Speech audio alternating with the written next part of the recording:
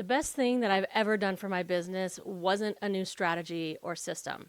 I know it's a little shocking to hear that from a channel called Tech Savvy Academy. But actually, what it was when I accepted the fact that I needed to ground each morning with time with God. Okay.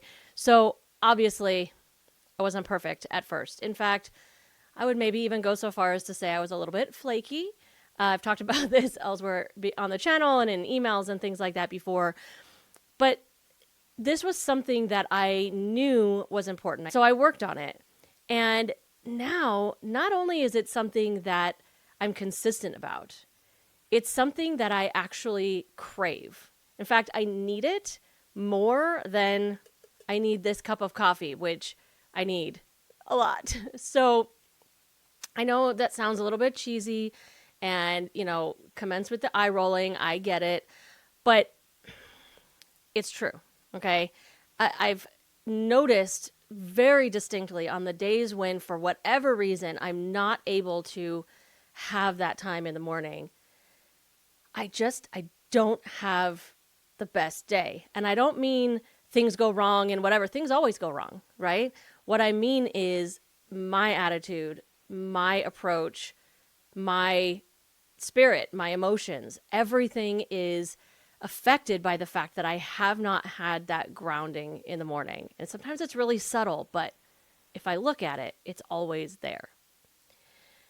So we've talked about this before, how I got to a place where I was able to be consistent with a lot of things in my business, but especially with this morning routine. This book, which comes up a lot here, it's part of it. And we will definitely talk about that in this podcast episode. But that's not actually the point of this video. Lately, I've been feeling like God is pulling me deeper. Like he's telling me, okay, good job.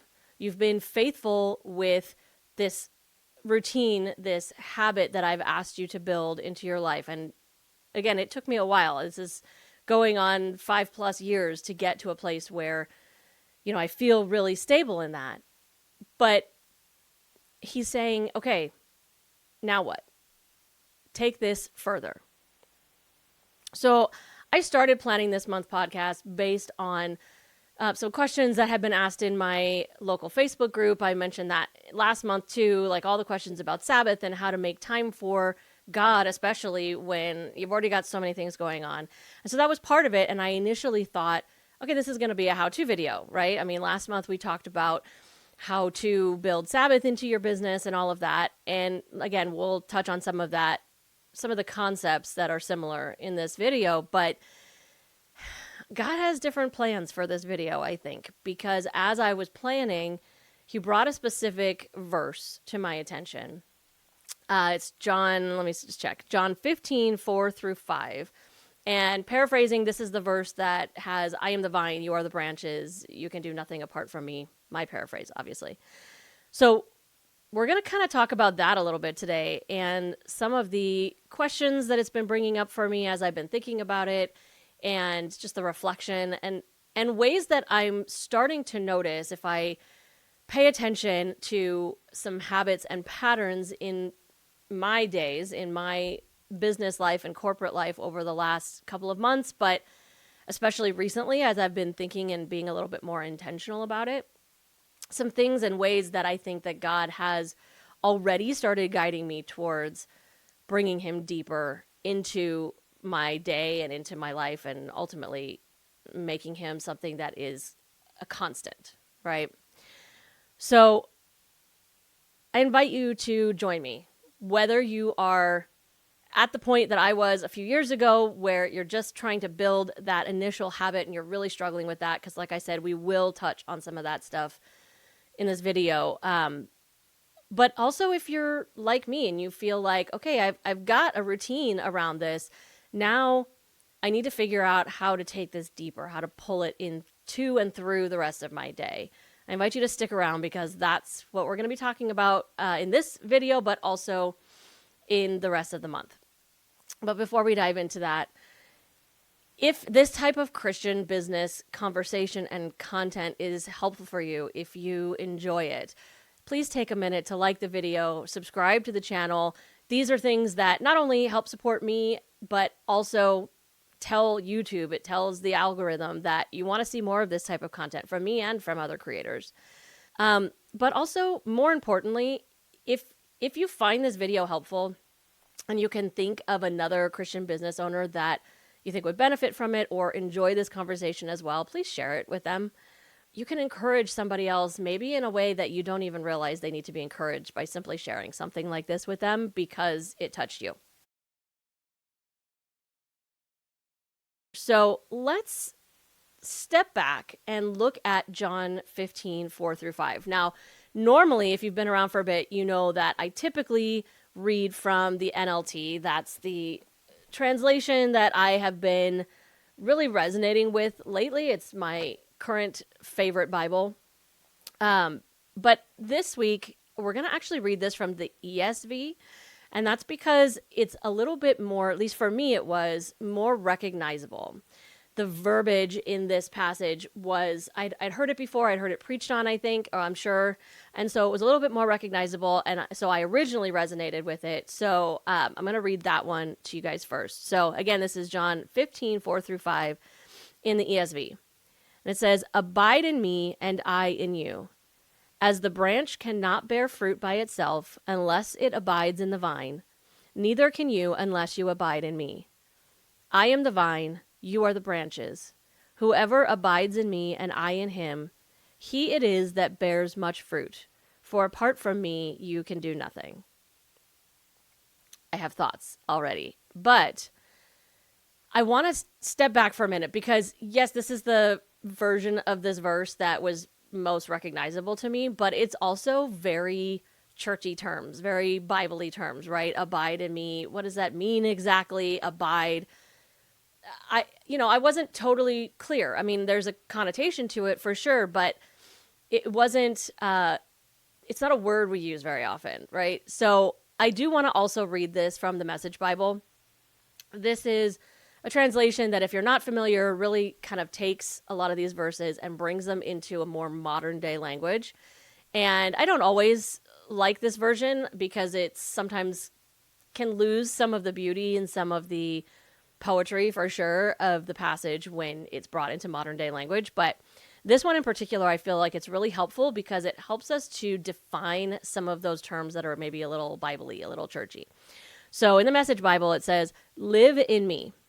Make your home in me just as I do in you. In the same way that a branch can't bear grapes by itself, but only by being joined to the vine, you can't bear fruit unless you are joined with me. I am the vine, you are the branches. When you're joined with me and I with you, the relation intimate and organic, the harvest is sure to be abundant. Separated, you can't produce a thing."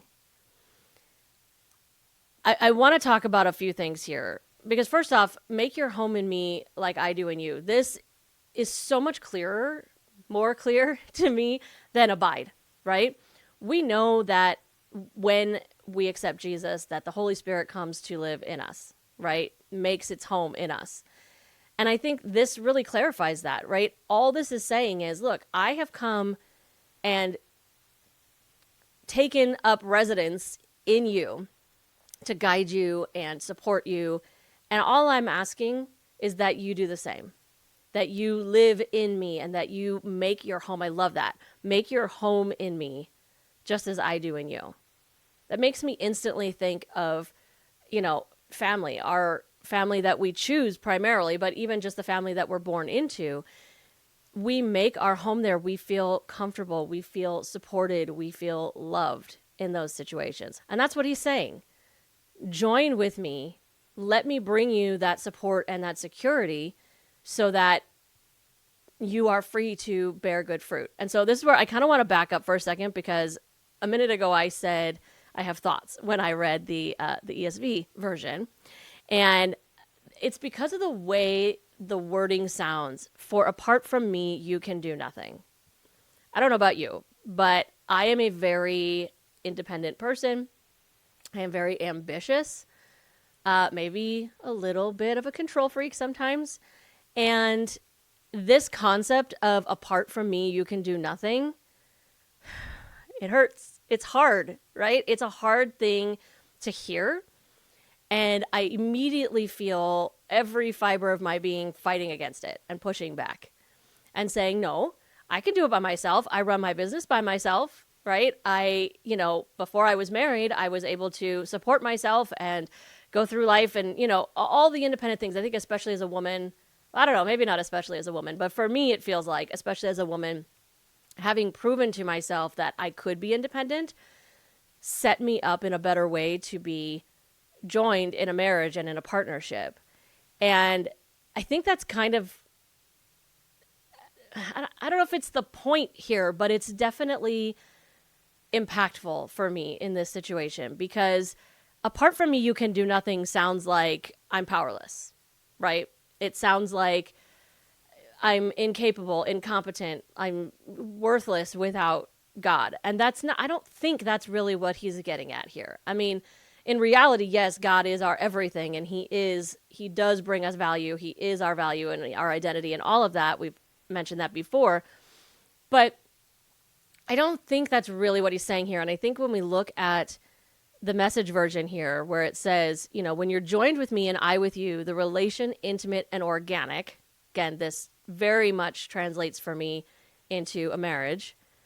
The harvest is sure to be abundant. Separated, you can't produce a thing. So this isn't saying you by yourself are worthless and incapable. What it's saying is we're stronger together. When you are joined with me, when I am supporting you, that's when you produce the most fruit, and the fruit that is worth producing, which we talked about last month. So it kind of softens it for me a little bit. I don't know, maybe I'm doing that for myself to justify my feelings, but I feel like he's saying, let me make you better. I think about, some of the past relationships that I've had that obviously did not last, where I did not feel that level of support from my partner.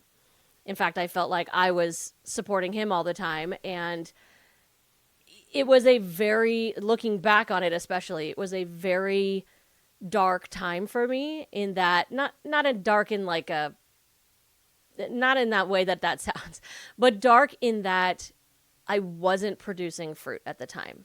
I was surviving. I was existing. And I don't know about you, but that's not how I want to be. That's not how I want to live, and that's not how I want to exist in this world. I want to produce fruit, and I want to produce it abundantly. And now in my marriage, which is a great and supportive partnership, which I think you guys might be getting a window into in future months. I'm thinking about that. But now is when I am feeling that support. Now is when I feel like I'm producing that fruit and in abundance, right? And so, granted, this verse is not talking about my marriage, but we are often told that, our relationships with our spouses are a mirror of our relationship with God. So I feel like there's a connection there, right? So, but how does this translate? Like, what does this look like actually in my day? Is abiding in, is making my home in Christ something that I'm supposed to schedule throughout the day? Is this like time blocking? Because I'm good at that. Or is this something that is just someone that I become, right? That my identity, that constant that I was mentioning before. So I want to backtrack for a quick second, and then we'll come back to that idea. But when I was first building the initial habit of bringing God into my day and into my life, I said, that Atomic Habits was a big part of that, and it is. It gave me the tools. This, amongst other things, a Deep Work as well, is another great book by Cal Newport. I almost forgot his name, Cal Newport, that really helped me to create the environment for that routine. And I've created a beautiful environment that I love, that really helps me to get into the right headspace. And, using the principles from Atomic Habits has really helped me to, or did really help me to find the space, make the space, and grow from a very small step of adding God into my morning a little bit to then growing more and growing more. And part of that started with just getting up 5 minutes earlier and 5 minutes earlier just to make the space, right? These are things that I learned from Atomic Habits, Deep Work, 1% Rule, all of those books. It helped me, though, beyond that. Because, yes, that helped me set that up, but it also helped me to learn to recognize and leverage my own patterns in my day and in my business and in my life. So one of my favorite quotes from Atomic Habits, I mention it a lot because I think it is sort of a universal truth. It's that we don't rise to the level of our goals. We fall to the level of our systems. Absolutely true. But does it work in the same way when it comes to our faith? This is something I've struggled with a little bit because I obviously, if you're around the channel, you know that I'm big on systems. I know that systems and routine help to make you more successful because they give you the foundation to build from. And so logically, that should work in faith as well, right? I mean, it builds that foundation. But I've been thinking lately and wondering, is it possible to keep up that routine out of habit, out of obligation, I guess, but allow for distance to be created in the relationship, right? Because when we first start doing a new habit like this, it's a struggle and it feels more obligatory because it's unnatural in that moment. And so we're kind of building into it. And then we kind of reach this pinnacle where we're fully dialed in and connected, right? Where we feel the connection with God in the morning. It grounds us in a way that we go into the day full of hope and excitement and just ready to take it on, right? All of that stuff that we're looking for to start out our day. But then after a while, if we stop there, if we just hang out in that space of habit and routine, that can wane again. It's just like in any marriage, right? Or any relationship where if you don't feed into it in new and fresh ways, it starts to go stale and go a little stagnant.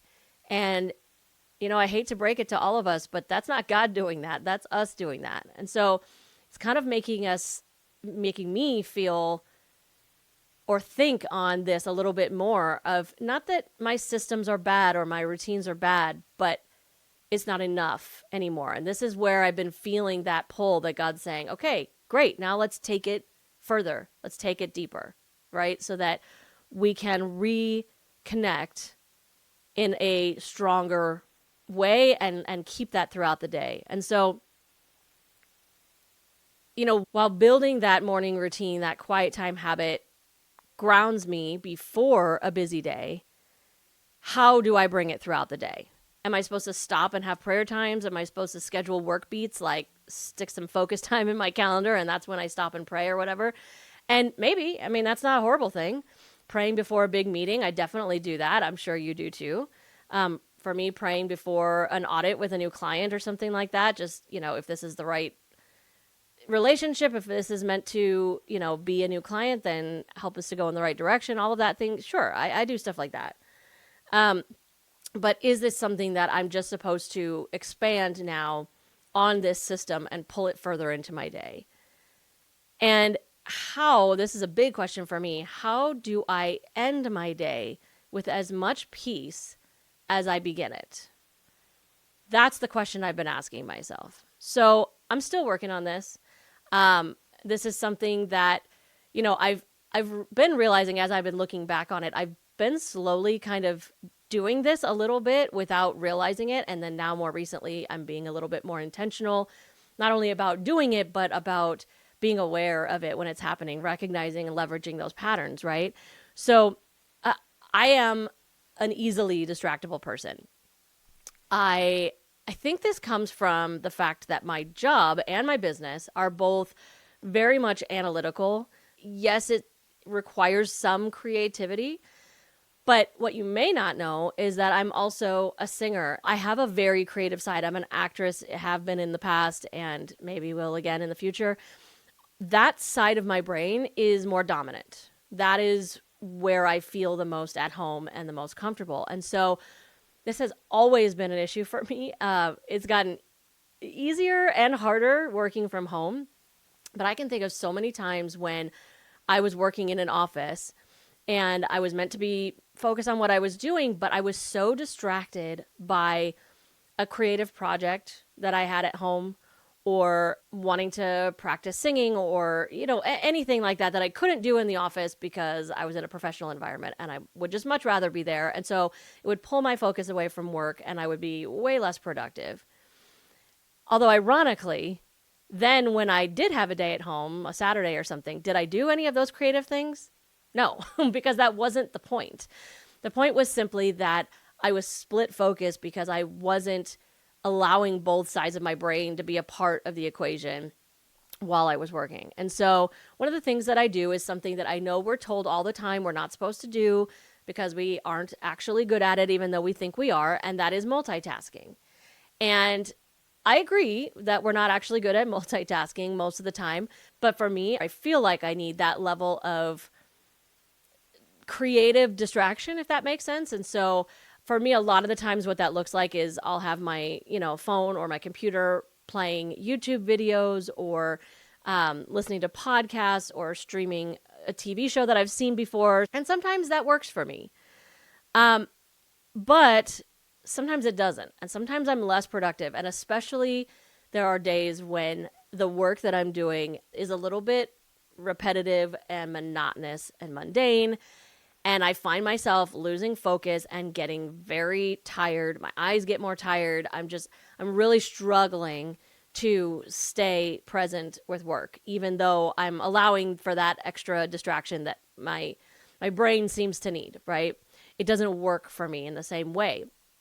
And I've been noticing, and again, being more intentional about it lately, that when I switch out the YouTube video, the podcast, the TV show with a worship playlist, everything changes. And I don't know, I think part of this could be because, like I said, I'm a singer, I'm a worship leader, so I know all of these songs like the back of my hand. I can sing them without thinking about them. And it's just, singing is something I've always done, so it's a very natural extension of my expression in the world.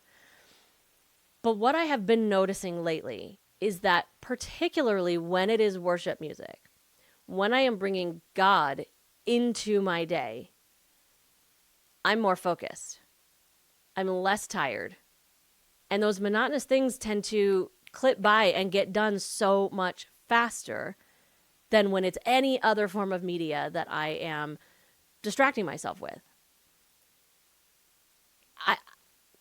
I'm not going to sit here and say, I'm 100% sure this is how God is telling me to bring him into my day. I don't know, but it certainly is a way that I am bringing him into my day, that I'm using something like music to, that is so dear to me, to help me bring him throughout my day.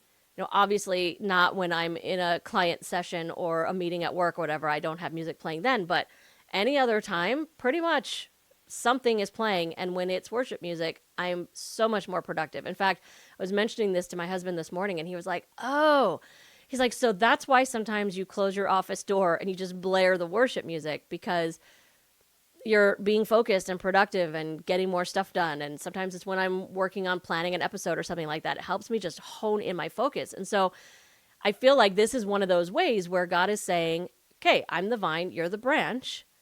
When you aren't joined with me, when you aren't supported by me through worship music or whatever, then you're going to produce less fruit. It's going to be less abundant. But when you are joined with me and I'm there to support you and inspire you in some cases, but just to be that support. I keep saying that word, but that's what it is. When I am there to be that support, you are stronger. I'm making you stronger. I am giving you the space to focus on producing the fruit and all of that. So I'm still exploring all of this. And this is definitely something that is resonating with me, and I want to find more ways to do this as well. And honestly, worship music works for me, but maybe it's not the thing for you. I don't know. I think we're all going to come to this in different ways.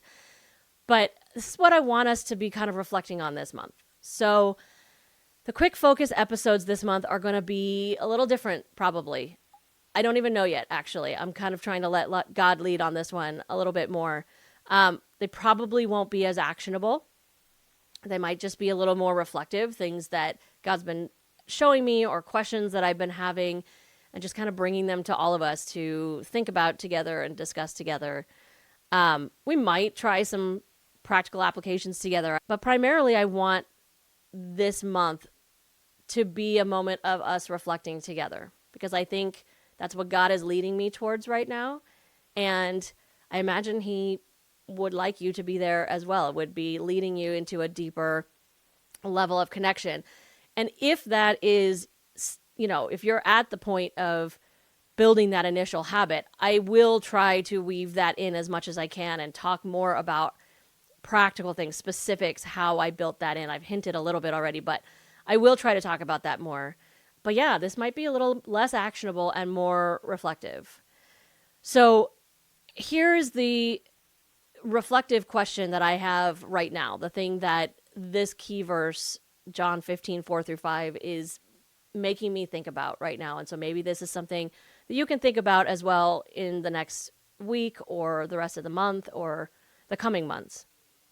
If Jesus is the vine, where in my business am I still acting like I am the vine rather than a branch? If you have thoughts on this, I would love to hear them in the comments, but that's what I'm going to be reflecting on this month, and I hope that you join me. Thanks for watching this episode all the way to the end, and I hope that you liked it, and more importantly, that you found it helpful. If you did, make sure to like the video, subscribe to the channel, and share this video with another Christian business owner that you know is going to love it as much as you did. God bless you.